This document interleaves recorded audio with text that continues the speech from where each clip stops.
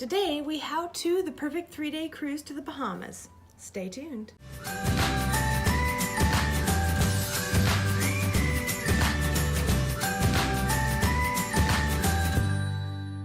Hey how-to-ligans, and welcome to the very first episode of How to Hilton, a show that does not teach you what to do, but how to. I will show you how to plan and organize your life to give you more time and more fun, all while saving money and streamlining the process. Please click the subscribe button below and the bell ding-a-ling to get new content and join me, and also to receive notifications of when I put up new stuff. I'll be dropping a new video every Tuesday, and to tide you over this week, I'll be putting out a new video starting tomorrow every day this week, Wednesday, Thursday, Friday, so make sure that you catch me on all those episodes. Now, you may be wondering, why is the planning process important at all? Or maybe you're just not really a planner. That's okay, we're gonna make you into a pro. Because planning moments with the special people in your life are what make life worth living. First off, let me give you some context on our vacation. My husband and I just celebrated our 4th wedding anniversary. Yay! We decided we needed to just be able to get away from everything. So I planned a romantic 3-day cruise to the Bahamas. And we literally fixated on this trip for weeks, maybe even months before it happened. And here's why. So many times you end up getting caught up being not who you really are, but the sum of your parts. You basically are just reduced to a label. Parent, caretaker, spouse, employee, student, whatever. This trip was our opportunity to push the pause button on that, to get back to just being him and me. If you feel like more of a label than a person, you really need to plan this type of time for yourself. And by the end of this video, you'll know how to like a pro. Here are 3 things you need to know to not blow your furlough. That means vacation. Number 1, budget. The place you want to start is with your budget. Nothing will make your vacation suck more than if you spend the entire time thinking that you've spent too much money. Or maybe, I guess, getting stranded in Nassau with no money, no passport, and 1 flip-flop. That might be worse. There are some great sales that cruise lines will run throughout the year around US holidays or in what is called wave season, which runs from the beginning of January to the end of March. Also, a really great time to book a cruise is called Plan a Cruise Month. I know, unique. And that is the month of October. In addition, most people are afraid to travel during hurricane season. And, you know, for some of the islands in the Caribbean, rightfully so. The Bahamas, though, are pretty safe. They very rarely see much action. You know, a lot of Southerners, like myself, of the US aren't that afraid of hurricanes, kind of like Californians and earthquakes. Hurricane season runs officially from June 1st to November 30th. And in all honesty, the US mainland is hit far more than the Bahamas ever are. Sorry, Florida. Obviously, if you're seeing a lot of news close to the time that your trip's about to happen that talk about the Bahamas being obliterated, you need to opt out of the vacation. The cruise lines don't want to lose any money, but they're also not going to take you out in a situation that's too dangerous. And believe me, their meteorologists are like on steroids. They know what's happening in the ocean at all times. Another way to get a sweet deal on this trip is to travel between late spring and early fall. This is considered the Bahamas off-season. Now you know when to book and when to travel. One last thing though. It's important to realize that the sales that you'll see aren't necessarily just percentage off kind of sales. Some cruise lines will offer a buy one person get one free deal, which is awesome. Or, you know, you could have a certain amount of money in onboard credit, which adds up. Or also there are some occupancy discounts. An occupancy discount is basically where the more people you cram into a cabin, the better the discount. I'm looking at you, college kids. So don't look at these discounts as being not as good as percentage off discounts. You're still gonna be spending that money past actually booking your trip, so you're gonna use that discount, believe me. To give you an idea of the absolute, probably cheapest option you're going to find, I ran a certain cruise and I punched in all my algorithms and everything, and I chose an interior room on a very low deck, and I ended up only having to spend for 2 people about $700. That's a pretty good deal when you think about the fact that this is a pretty quick little getaway and your room, food, and entertainment are all covered under that total. Now I'm going to list out a couple of things to help you save money here and there and plan better. Okay, kids, gather around. Just because I'm going to tell you ways to save money doesn't mean it's going to be the cheapest option, okay? You don't want to cut corners on something and make yourself miserable, but you also don't want to spend too much money on the things you do want. So, here's a list of things that you can do to shave off some pennies but still have an amazing trip in paradise. Number 1, like I mentioned, you can book an interior room which has no windows and no doors. No, I'm just kidding. It has doors. It has a door. A door to the bathroom too. There's multiple doors. Number 1, book an interior cabin, which means no windows, on a lower deck. You know, this is an option. If you're not going to spend a lot of time in your cabin, then maybe this is the best choice for you. But me, I like to have a balcony. So I took that same sail that I just mentioned and I changed the room to an upper deck balcony room. And it only added $150 to the total. That's not a lot of money. It'll make you feel very luxurious and also provide a great background for some selfies. So all cruise ships have either an interior room, an ocean view room, or sometimes now promenade or interior ship view rooms, and balconies and suites. If you decide to book an ocean view room, do try and book it on the main deck aft, which means the main deck back of the boat. This will give you an option where most rooms have slightly larger windows, or you may even get 2 windows. Number 2, if the price for your cruise drops before your final payment is due, then ask for a price adjustment. 9 times out of 10, they'll credit you the difference. But do know they're not going to advertise or tell you about these lower prices. You have to go online on their website, check back periodically, and find them for yourself. Number 3, opt out of travel insurance.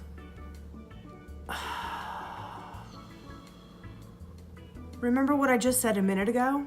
Obviously, if you're seeing a lot of news close to the time that your trip's about to happen that talk about the Bahamas being obliterated, you need to opt out of the vacation. So let's not even talk about number 3 anymore. Not a good idea. No. Okay? Done. Okay, so yeah, number 4, book a last-minute cruise. You know what? God bless you if you have an opportunity to travel whenever you want to at the drop of a hat. I don't have that kind of luxury. I've never had that kind of luxury with my job, and so I'm not jelly. I'm just saying. Good for you. Do it. You can find some good deals that way because cruise ships want to be full. It's just kind of their nature. On the other side of the coin, which is more where I can travel and I am more comfortable, is book really, really early. If you can plan something that's like 12 to 18 months out, you're going to get an incredibly good price. And also that gives you plenty of time to look for those price adjustments. Number 5, book your next cruise while you're currently on a cruise. You know what? You can save up to 60% doing this because a bird in the hand is worth 2 in the bush kind of thing, and that's how cruise lines think. That's how they work. So they want you to come back. You can also join loyalty programs and get tons and tons of perks if you do enjoy cruising and you want to do it more. But if you're currently watching this while on a cruise, then be gone with you. Hit the buffet or the pool or something, but just stop watching a YouTube video about planning a cruise while on a cruise. Go! And finally, number 6, book a ship that might be a little bit older or a little bit smaller or a little bit of both, because cruise lines are competing constantly to make the biggest, best boats with all the bells and whistles on them. And they're gonna charge people for that premium entertainment and luxury and everything like that. A lot of these smaller ships, they may be a little dated, but you're still gonna have a good time. It's still gonna be nice. The accommodations are still gonna be wonderful. I mean, come on. You're a savvy vacation planner. You know that you don't need to have an ice skating rink to have a good time. So, forgo it. All right, now moving on. 3 things that you need to know to not blow your furlough. That means vacation. Number 2, itinerary. Your itinerary is the next item on your planning to-do list. And the good news about planning a cruise is that most of the work's already done for you. I mean, it's not that hard. Day 1, get on the boat. Day 2, get off the boat in either Nassau or the cruise line's private island. Day 3, get off at the other place you didn't go to the day before. Day 4, get off the boat and go home. Pretty easy. What you're mostly going to be doing when you're planning an itinerary for a cruise is not focusing on where you're going, because that's set for you. You're going to be focusing on what do you want to do on the boat? What do you want to do when you're on shore? These things are entirely up to you. I'm not trying to say try XYZ thing on this cruise line because it's great. I'm not getting sponsored by any of these guys right now. So this is all up to you. What do you like to do? Are you a thrill seeker, an adventurer, a foodie? Do you want to just sit and enjoy the spa or the beach?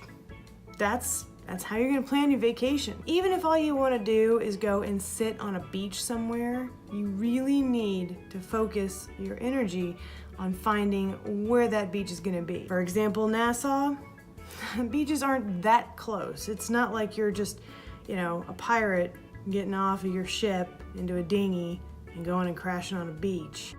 It's a port.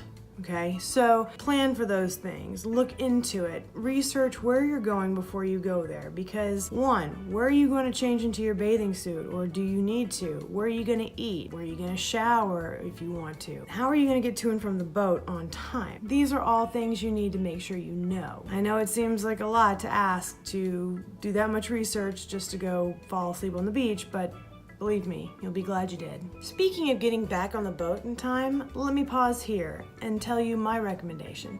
I really enjoy getting off the boat and doing something at every single port we stop at. However, do a shore excursion through the ship. No, this is not necessary. Yes, there are plenty of good ones out there, but if you are booking a shore excursion with the ship and they take you out, they will make sure that you get brought back before the boat leaves. Now, you can technically miss the bus back to the boat, but if you get on that bus, they're gonna make sure that that bus gets to the boat on time, or they're gonna hold the boat for you. That is not the case if you're just taking some random taxi in Nassau. I have been on cruises, I have seen people get left. It is not pretty. Do not miss the boat. All of your stuff will not be packed up and left on the pier for you. You'll have to fly or whatever to the next destination and get back on board. A lot of fun, since you may or may not have brought your passport with you.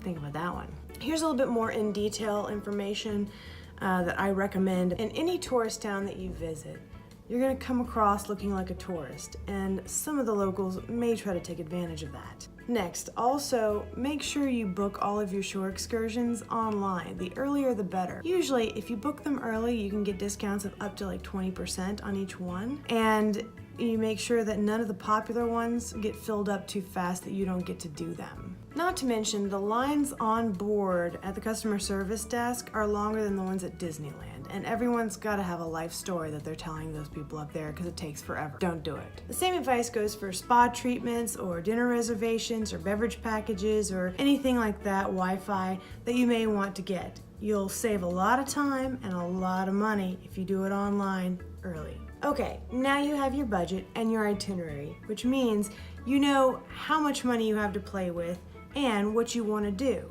So now that you know those things, you can pack accordingly. 3 things you need to know to not blow your furlough. That means vacation. Number 3, packing list.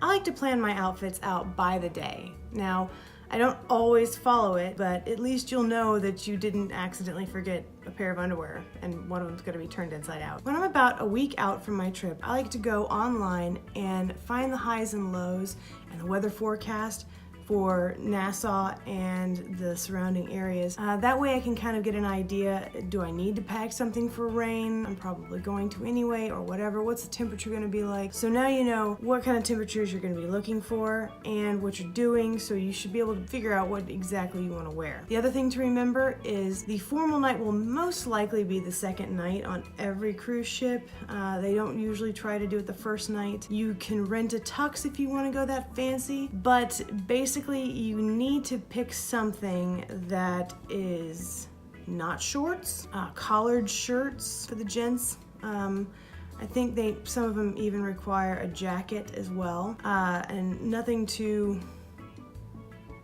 sleazy. For the ladies, something nice. You know, it can be a cocktail dress or after 5, whatever, business, casual kind of look. You will not be allowed in the main dining room if you do not follow these dress code rules. If you don't feel like packing anything for a formal night, then don't. Just don't go to the main dining room. There's a buffet. There's specialty restaurants, which some of them have a dress code as well, but most don't. And then also, you could just do room service. Remember that the Bahamas is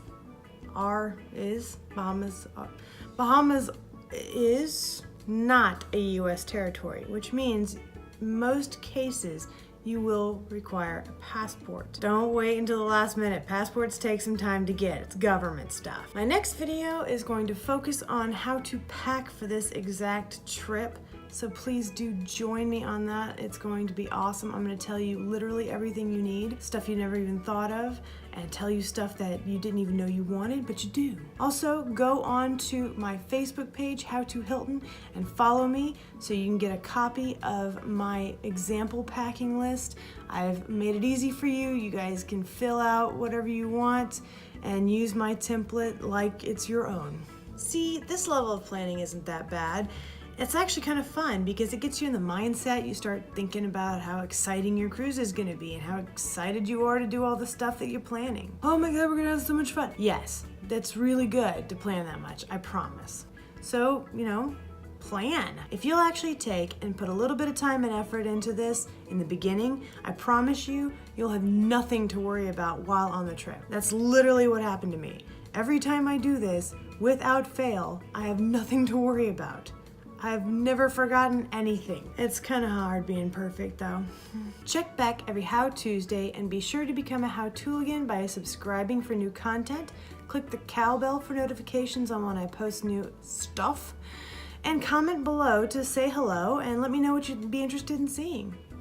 Thanks for stopping by.